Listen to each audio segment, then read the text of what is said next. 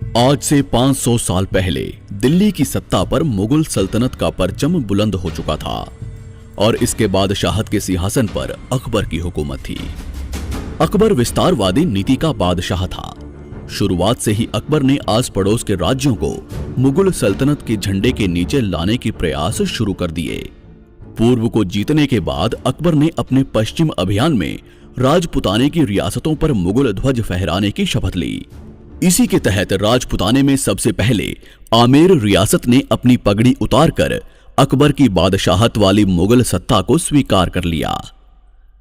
शुरू में तो राजपुताने की दूसरी रियासतों ने आमेर रियासत को एक तुर्क की अधीनता स्वीकारने पर धिक्कारना शुरू कर दिया, पर बाद में धीरे धीरे इन रियासतों ने भी अकबर की सत्ता को स्वीकार कर लिया। जब राजस्थान की बड़ी बड़ी रियासतें अपनी मदमस्त शान को गुलामी की बेड़ियों में बांधने में लगी हुई थी, उस वक्त मात्र मेवाड़ अपने स्वाभिमान की चमक बिखेरते हुए पूरी दुनिया के साथ खड़ा था।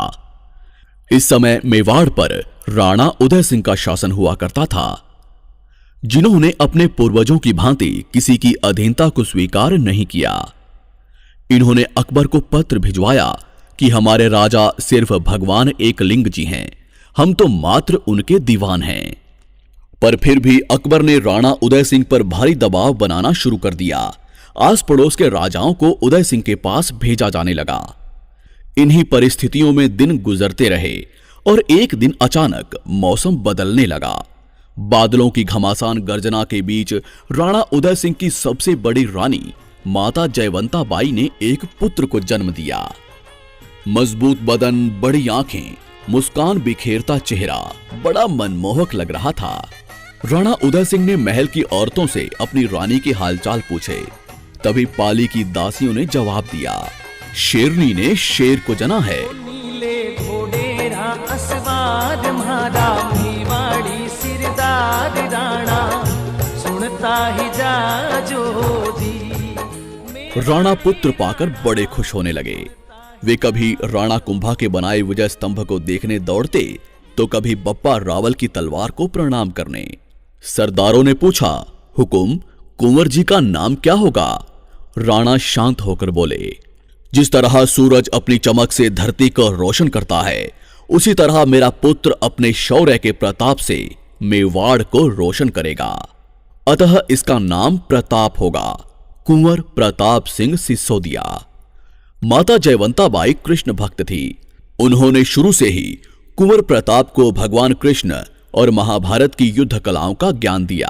रानी जयवंता बाई कुंवर प्रताप को बताती कि किस तरह उनके दादा राणा सांगा ने अपनी तलवार की धार से दिल्ली की बादशाहत को रक्त से नहलाया, किस तरह उनके परदादा बप्पा रावल का शौर्य के रक्त में नहाया हुआ कलेजा जब अरब की धरती पर गरजा तो आने वाले 400 सालों तक कोई भी विदेशी भारत की तरफ आंख उठाने की हिम्मत नहीं कर पाया।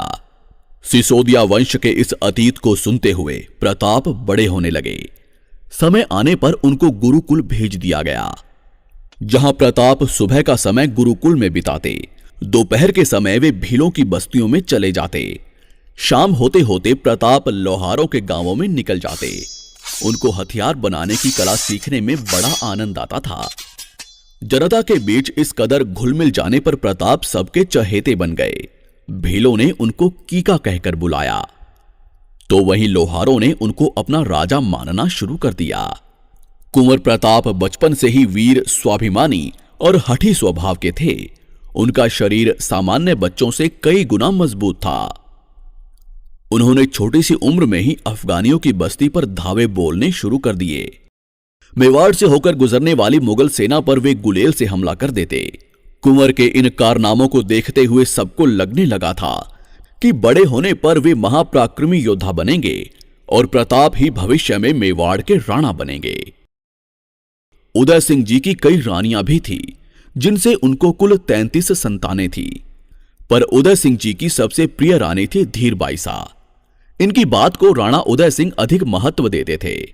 इन्हीं के कहने पर राणा उदय सिंह जी ने इनके पुत्र जगमाल को मेवाड़ का भावी राणा घोषित कर दिया। शास्त्रों के अनुसार सदैव बड़ा पुत्र ही राजा बनता है, पर सागर जैसे विशाल हृदय वाले कुंवर प्रताप ने पिता के इस आदेश को मानते हुए छोटे भाई जगमाल को राजसत्ता देना स्वीकार कर लिया।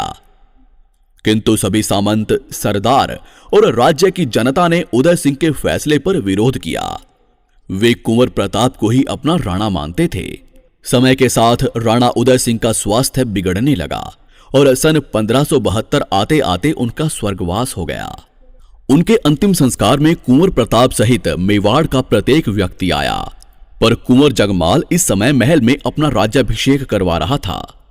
ऐसी संकट की घड़ी में जगमाल के अपने पिता के अंतिम संस्कार में उपस्थित न होने के कारण सभी सरदारों ने यहीं गोगुंदा की पहाड़ियों पर रक्त से मेवाड़ के असली हुक्म श्री कुंवर प्रताप का राज्याभिषेक कर दिया।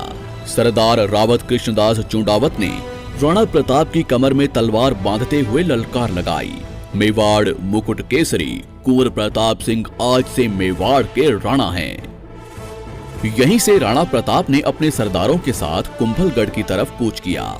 राणा के आने की खबर सुनकर छोटा भाई जगमाल राजगढ़ी छोड़कर अकबर की शरण में भाग गया, जिसके बाद साल 1573 को कुंभलगढ़ की राजगद्दी पर वीर शिरोमणि महाराणा प्रताप का विधिवत रूप से राज तिलक कर दिया गया। कौन है ये महावीर जिसे दुनिया ने मेवाड़ मुकुट हिंदुआ सूरज के नाम से नवाजा?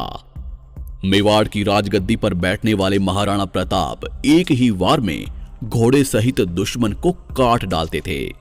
वो परम स्वाभिमानी शिव भक्त थे, जिनके नाम से ही दिल्ली की बादशाहत कांप जाया करती थी। उन्होंने जंगलों में रहना स्वीकार कर लिया, पर कभी अकबर की गुलामी स्वीकार नहीं की। 72 किलो का भाला, 81 किलो के छाती कवच और 208 किलो के भारी वजन के साथ महाराणा युद्ध भूमि में निकलते, जिनके रौद्र रूप को देख सामने वाला दुश्मन अपना रास्ता पलट देता। हल्दी घाटी के युद्ध में विशाल मुगल सेना को जबरदस्त टक्कर दी। दिवेर के युद्ध में मुगल सत्ता को घुटनों पर ले आए। अपनी छापामार युद्ध नीति के दम पर मेवाड़ को फिर से आजाद करवाकर केसरिया ध्वज लहरा दिया। मुगलों के 36 किलों को जीतकर 40,000 मुगलों को आत्मसमर्पण के लिए मजबूर कर दिया, जिनके भाले की नोक से शत्रु का रक्त कभी सूखा नहीं, जिनकी तलवार ने कभी पराजय का मुंह देखा नहीं। ये गाथा है उस महाराणा की जिसके सामने हर भारतीय बारंबार नतमस्तक होता है। ये गाथा है रुद्र रूप एक लिंग अवतारी महाराणा प्रताप की। आइए डिमांडिंग पंडित के साथ देखते हैं हुकुम श्री महाराणा प्रताप के इतिहास से जुड़े उन अनसुलझे पन्नों की पूरी दास्तान। मेवाड़ी राणा सुनता ही जा जो। फरवरी 1572 को महाराणा हुकुम ने मेवाड़ की राजगद्दी संभाली। इस समय मेवाड़ की स्थिति काफी खराब थी। पिता उदय सिंह जी के समय मुगलों के साथ हुए युद्ध में मेवाड़ की पूरी व्यवस्था बेहाल हो चुकी थी, खजाना खाली था और चित्तौड़ सहित मेवाड़ के बड़े भाग पर मुगलों का अधिकार हो चुका था और अकबर मेवाड़ के बचे हुए इलाके पर भी अपना अधिकार करना चाहता था। महाराणा प्रताप ने राजा बनते ही अपने समस्त सरदारों को बुलाया और उनसे कहा कि रघुकुल मान सदैव ऊंचा रहेगा। मेवाड़ की छाती पर लहराता मुगल ध्वज मेरा कलेजा चीर देता है। बहुत जल्द हवाओं का रुख बदलेगा। मेवाड़ पर केसरिया ध्वज पूरी शान से लहराएगा। मेवाड़ का भविष्य जरूर चमकेगा। मैं शपथ लेता हूं, जब तक मेवाड़ को पूर्ण स्वतंत्र नहीं करवा लेता तब तक मैं शांत नहीं बैठूंगा। राजमहलों में नहीं रहूंगा, पलंग पर नहीं सोऊंगा, सोने चांदी के बर्तनों में भोजन नहीं करूंगा। मेरे वीरों, स्वाभिमान की दहाड़ से हमारा टकराव अब विशाल फौजों से होगा, तैयार हो जाइए। सभी सरदारों ने प्रतिघात के स्वर में अपनी तलवारें लहराई। पूरा दरबार महाराणा प्रताप की जयकारों से गूंज उठा। इसी के साथ महाराणा प्रताप ने अपनी सेना को संगठित करना शुरू किया। उन्होंने मेवाड़ के भीलों के गांवों का दौरा किया, भील योद्धाओं को अपने साथ जोड़ना शुरू किया। लोहारों को हथियारों के जखीरे बनाने का काम सौंपा गया। सरदारों को प्राचीन युद्ध कलाओं का अभ्यास करवाया जाने लगा। महाराणा प्रताप द्वारा सेना निर्माण के समाचार दिल्ली के बादशाह अकबर तक पहुंचने लगे। अकबर ने भी राणा प्रताप को रोकने की पूरी तैयारियां शुरू की। उन्होंने महाराणा प्रताप से अपनी अधीनता स्वीकार करवाने के लिए अपने दूत भेजने शुरू किए। इसी के साथ अकबर ने अपने दरबार के सबसे चतुर और वाकपटु दरबारी जलाल खां कोरची को महाराणा प्रताप के पास मेवाड़ भेजा। पर महाराणा प्रताप ने अधीनता की बात सुनकर जलाल को तुरंत रवाना कर दिया। इसके 1 साल बाद अकबर ने आमेर के राजा मान सिंह को महाराणा प्रताप के पास भेजा। इस समय महाराणा प्रताप उदयपुर में थे। मान सिंह सीधा उदयपुर आ गया। महाराणा हुकुम ने मान सिंह का एक अतिथि की तरह सत्कार किया।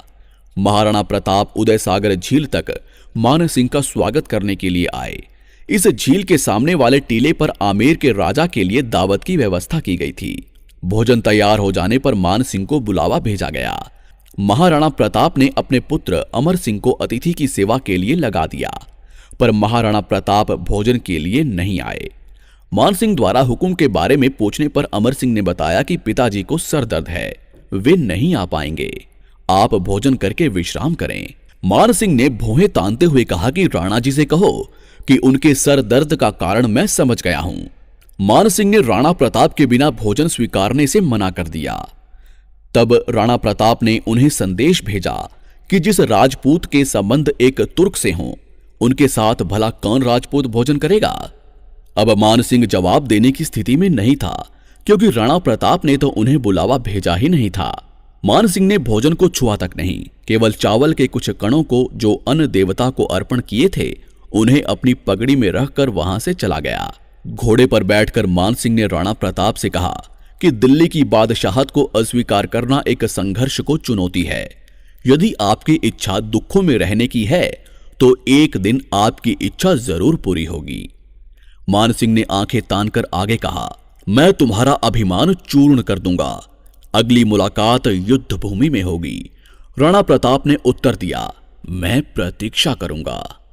ऐसे ही अकबर ने महाराणा प्रताप के पास अपने 4 दूत भेजे, पर महाराणा प्रताप ने अकबर की अधीनता स्वीकार नहीं की। महाराणा प्रताप द्वारा अधीनता स्वीकार न करने पर सन 1576 में अकबर अपने सभी सेनापतियों के साथ अजमेर आ धमका। यहां अकबर ने मान सिंह को 1 लाख की विशाल मुगल सेना का सेनापति घोषित किया। 3 अप्रैल 1576 को मान सिंह विशाल मुगल फौज लेकर मेवाड़ विजय के लिए निकल पड़ा। 2 महीने चलने के बाद मान सिंह खमनोर नामक गांव में पहुंचा। महाराणा प्रताप के भील सिपाहियों ने अपने राणा को संदेश भिजवाया कि हुक्म मान सिंह असंख्य मुगल सेना को लेकर मेवाड़ की तरफ बढ़ रहा है। पर महाराणा प्रताप तो कब से अपनी तलवार की धार मजबूत कर ही रहे थे। वे भली भांति जानते थे कि युद्ध अवश्य होगा।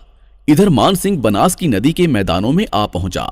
मान सिंह ने यहां मोलेना गांव में अपना डेरा लगाया। दूसरी तरफ महाराणा हुकुम ने अपनी 20,000 की सेना के साथ उससे 6 मील सामने लोसिंग गांव में अपना पड़ाव डाला। विशाल मुगल सेना में राजपूत और मुगल थे, जबकि महाराणा प्रताप की सेना में राजपूत, भील पठान और लोहारों के गांवों के लोग थे। 18 जून 1576 को संसार के अनोखे युद्ध का आगाज हुआ। आकाश में घनघोर बादल थे और धीमी धीमी हवाएं चल रही थी। कभी कभी बिजली की तेज गड़गड़ाहट हो रही थी। इसी बीच मुगल सेना आगे बढ़ने लगी। तभी महाराणा प्रताप ने अपने हरावल दस्ते को शत्रु पर प्रहार करने के लिए आगे भेजा। हुकुम की हरावल सेना ने आगे बढ़ रही मुगल सेना के 3 हरावल दस्तों को पूरी तरह से नष्ट कर दिया। इस घनघोर हमले से घबराकर मुगल सेना का हरावल खेमा लूणकरण के नेतृत्व में भेड़ों के झुंड की तरह भाग निकला। अब मेवाड़ और मुगल सेना आमने सामने आ चुकी थी। तभी वीर विराट मेवाड़ मुकुट हिंदुआ सूरज महाराणा प्रताप ने युद्ध भूमि में प्रवेश किया। राणा श्री के युद्ध में आते ही मुगल खेमे में दहशत का माहौल फैल गया। महाराणा जिस ओर बढ़ जाते वहां शत्रुओं की लाशों के ढेर लग जाते। मुगलों ने पहली बार महाराणा प्रताप को देखा था, इससे पहले सिर्फ उनका नाम ही सुना था। बंदायूनी ने अपनी किताब में महाराणा प्रताप के संबंध में लिखा कि वो बहुत लंबे, मजबूत और ताकतवर थे। प्रताप हाथ में तलवार लेकर जब चलते थे तो ऐसा लगता था कि मानो आधी सेना को अकेले ही लेकर डूबेंगे। उनके चेहरे पर सदैव गुस्से की लकीरें चमकती रहती थी। युद्ध भूमि में शुरुआत से ही किसी मुगल सैनिक ने उनको छेड़ने की हिम्मत नहीं की। महाराणा प्रताप की सेना ने 3 घंटों में ही लाशों के ढेर लगा दिए। घबराई हुई मुगल सेना अरवली की घाटी की तरफ भागने लगी। मुगलों को भागते देख सेनापति मेहतर खां जोर जोर से चिल्लाने लगा कि बादशाह सलामत अकबर विशाल सेना लेकर खुद युद्ध भूमि में आ रहे हैं। यह शब्द सुनकर भागती मुगल सेना सोच में डूब गई कि भागे तो अकबर मार देगा, नहीं भागे तो राणा मार डालेगा। महाराणा प्रताप अब मान सिंह को युद्ध भूमि में ढूंढने निकल पड़े, जिसने कहा था कि अगली मुलाकात युद्ध भूमि में ही होगी। तभी हुकुम ने देखा कि मान सिंह हाथी पर बैठा था।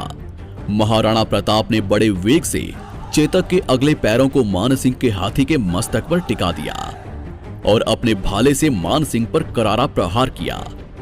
पर मान सिंह अपने हाथी पर लगे हौज में छुपकर बैठ गया, पर राणा श्री के करारे वार से उसका महावत मारा गया। मान सिंह के हाथी की सूंड में एक तलवार लटकी हुई थी, जिससे चेतक का अगला पैर कट गया। इस समय तक महाराणा प्रताप के पैर में एक गोली लगी हुई थी। उनके शरीर पर असंख्य घाव थे, पूरा शरीर खून से लथपथ हो चुका था। तभी सादड़ी रियासत के झालाबिदा ने कहा कि हुकुम, आपके प्रिय चेतक को इलाज की जरूरत है और आपके पैर पर भी गोली लगी है, जिससे जहर फैल सकता है। आप तुरंत वैद्य जी के पास जाएं। महाराणा प्रताप अपने घोड़े चेतक को अपने पुत्र की तरह प्यार करते थे। उन्होंने झालाबिदा को मेवाड़ का राजछत्र दिया और बोले, सेना को पूरा नेतृत्व देना और स्वयं चेतक पर सवार होकर युद्ध को पूरी तरह से पहाड़ियों की तरफ मोड़ लिया। जहां पहाड़ियों पर भीलों ने युद्ध का मोर्चा संभाल लिया, मुगलों को अब एक नई टक्कर मिली। महाराणा प्रताप चेतक को लेकर पर्वतों की ओर निकल पड़े। यहां चेतक ने 26 फीट की गहरी खाई को कूदकर पार कर लिया और बलीचा गांव में घायल चेतक नीचे गिरकर बेहोश हो गया। तभी महाराणा प्रताप का छोटा भाई शक्ति सिंह, जो मुगल सेना की तरफ से लड़ रहा था, महाराणा प्रताप का पीछा करते हुए यहां तक आ पहुंचा। महाराणा प्रताप बेहोश चेतक को सहला रहे थे कि तभी उनकी नजर शक्ति सिंह पर पड़ी। उन्होंने शक्ति सिंह से कहा, सीना खुल्या मार भाला, तुम गोद गुलामी टीकण लगे, भारत माते कह दूंगा, तेरे पूत दामन में बिकन लगे। शक्ति सिंह बड़े भाई के शब्दों को सुनकर फूट फूट कर रोने लगा और भाई के पैरों में जा गिरा। इधर हल्दी घाटी के मैदानों में घमासान युद्ध चल रहा था।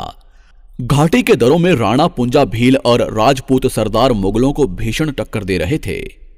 अंत में मान सिंह ने हल्दी घाटी के दर्रों में जाने की बजाय मुगल सेना को वापस अजमेर चलने का आदेश दिया। अकबर की विशाल साधन संपन्न सेना का गर्व मेवाड़ी सेना ने मिट्टी में मिला दिया।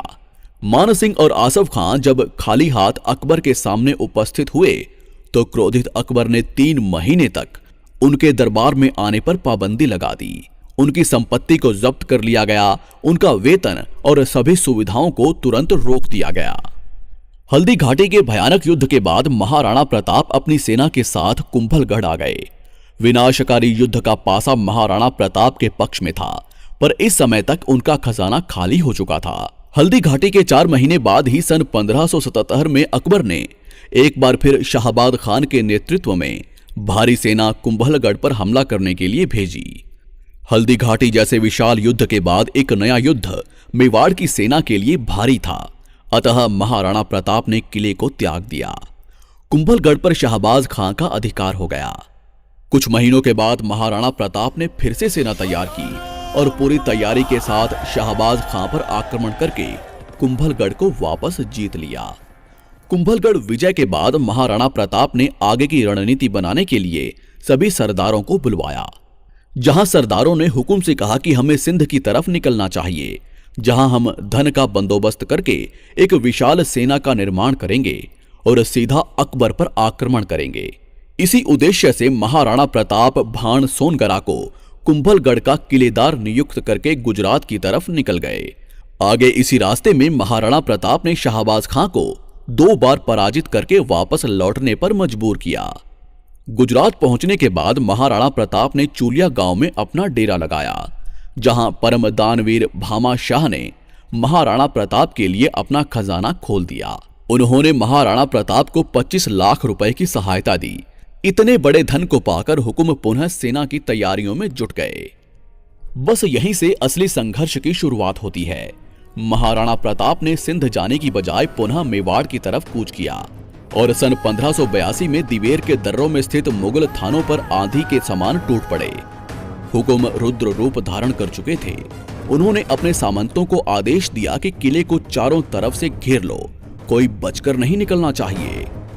तभी महाराणा प्रताप के पुत्र अमर सिंह ने अकबर के चाचा सुल्तान खान पर भाला फेंका, जो सुल्तान खान के घोड़े सहित आर पार निकल गया। यहाँ 36,000 मुगलों ने महाराणा प्रताप के सामने आत्मसमर्पण कर दिया। महाराणा ने दिवेर के किले पर केसरिया ध्वज लहरा दिया। मुगलों की दिवेर हार से बौखलाए अकबर ने सन 1584 में महाराणा प्रताप को बंदी बनाने के लिए भेजा, पर जगन्नाथ कछवाहा बुरी तरह से पराजित हुआ। उसने महाराणा प्रताप से माफी मांगी और बकायदा हरजाना भी दिया। इसी के बाद महाराणा प्रताप ने कमल मीर के किले को जीत लिया, जहां अमर सिंह ने कमल मीर के मुगल अधिकारी अब्दुल्ला को कई टुकड़ों में काट डाला। इन्हीं लगातार जीतों के बाद 1585 में महाराणा प्रताप ने चावंड को जीतकर उसे अपनी राजधानी बनाया, जिसके बाद उन्होंने लगातार एक एक करके मुगलों के 32 किलों को जीतकर अकबर की नींदें हराम कर दी। मान सिंह से उसके देशद्रोह का बदला लेने के लिए महाराणा प्रताप ने अपनी सेना लेकर आमेर के मालपुरा पर आक्रमण किया, जहां से उन्होंने मान सिंह की बेशुमार दौलत को अपने कब्जे में लिया। अकबर ने स्वीकार कर लिया था कि राजपुताने के इस शेर को कोई कैद नहीं कर सकता। उसने अब महाराणा प्रताप को ना छेड़ने में ही अपनी भलाई समझी। इसके बाद 12 सालों तक महाराणा प्रताप ने ऐसा शासन किया कि मेवाड़ के व्यापार को 4 चांद लग गए। मेवाड़ की खोई हुई चमक वापस लौटने लगी। 19 जनवरी 1597 को 57 वर्ष की आयु में हुकुम शेर के शिकार पर निकले थे, जहां धनुष की प्रत्यंचा खींचते हुए हुकुम देवलोक सिधार गए। वीर शिरोमणि महाराणा प्रताप की देशभक्ति और अमर स्वाभिमान ने हर भारतीय के मन में उनके लिए अपार सम्मान जागृत किया। कवियों ने भी अपनी कलम से महाराणा की कीर्ति का कुछ यूं बखान किया। धर्म रहेगा और पृथ्वी भी रहेगी, पर मुगल साम्राज्य एक दिन नष्ट हो जाएगा। अतः हे राणा, विशंभर भगवान के भरोसे अपने निश्चय को अटल रखना। अब्दुल रहीम खान ए खाना, जिसने अपने घोड़ों को कभी शाही सेना में भेजकर दाग नहीं लगवाया, जिसने अपनी पगड़ी किसी के सामने नहीं झुकाई, उसके शासनकाल में जनता को किसी से कोई भय नहीं रहा। उसकी तलवार और भाला ही उसका सच्चा साथी था। वो वैदिक मार्ग का अनुयायी था, जिसने अनेक मंदिरों का निर्माण करवाया। उसके शत्रु भी उसकी वीरता और स्वाभिमान के सामने झुक जाते थे। उसकी शपथ थी, प्रताप के इस मुख से अकबर के लिए सदैव तुर्क ही निकलेगा।